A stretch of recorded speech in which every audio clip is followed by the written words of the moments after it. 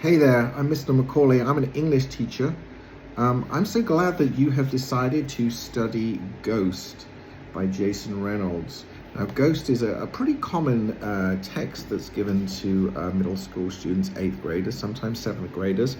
And although it seems like a fairly simple novel, I've taught this now for about 4 years, and every time I teach it, I see something different. So there are some layers of complexity in Ghost that you might not appreciate it at first. Now, hopefully you've listened to chapter 1. Chapter 1 is a pretty short chapter, but it really does set the scene for Ghost.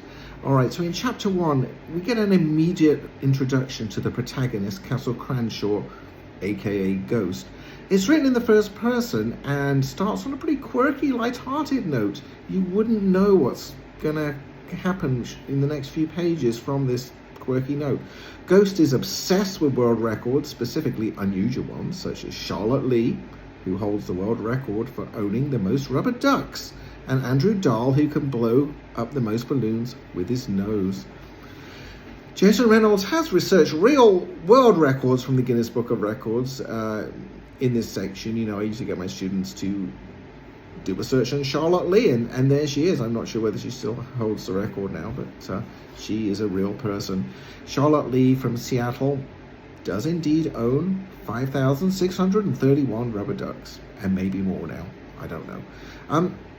The light-hearted tone at the start of Ghost gives no indication of the dark scenario that Ghost is going to reveal later on in this short chapter. However, the obsession with world records indicates Ghost does have a competitive nature, and we'll see that later on. He also introduces eating sunflower seeds early on, suggesting he may hold the world record for eating the most sunflower seeds. Sunflower seeds are an important symbol in this novel. We'll talk about that later on. We learn Ghost is set in a city, possibly New York, but it doesn't actually say. Castle frequents Mr. Charles's store, which is a country store in the city. Mr. Charles is an elderly and hard of hearing, and looks like the singer James Brown if James Brown were white. This ambiguity of skin color runs through characters in the novel. We learn Ghost has been getting sunflower seeds from Mr. Charles since he was in 4th grade about 3 years ago, placing him in 7th grade for this story. Jason Reynolds used the motive of sunflower seeds because they're a reference to black culture, but they also represent the adults in Ghost's life. Mr. Charles, for example, is a steady and reliable influence on Ghost, and we find out later on that not all of the adults in his life are. You have choices when it comes to how we deal with young people, Reynolds says.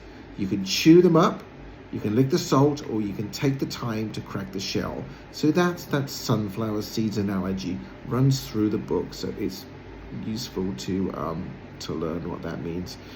The narrative moves on to Ghost's father, and he uses the symbol of sunflower seeds again to demonstrate how his father crushed him. He used to chew the whole thing up, the shells, the seeds, everything, Ghost says. His father used to eat so many seeds that a young Castle Cranshaw would ask him if a sunflower was growing inside him. His father would agree, but Castle soon concluded there's nothing as good as a sunflower growing in his father. So we already get that importance of that symbol. Sunflower seeds are seen as something positive, but he discounts it in his father. There's nothing positive growing in his father, unfortunately. The word sunflower is made up of 2 good words, and that man ain't got 2 good words in him or anything that any girl would like, because girls don't like men who try to shoot them and their son. And that's the kind of man he was, Ghost says. So this foreshadows what's going to happen in the first chapter. Ghost abruptly goes on to describe how his father was drinking liquor and morphed, in other words, changed into someone crazy. On the night his mother tried to fight back, it didn't go so well. Ghost and his mother ran from the house with his father shooting after them and sought safety in Mr. Charles's store. The cops showed up and found Ghost's father shirtless, sitting on the steps, guzzling beer with a pistol beside him.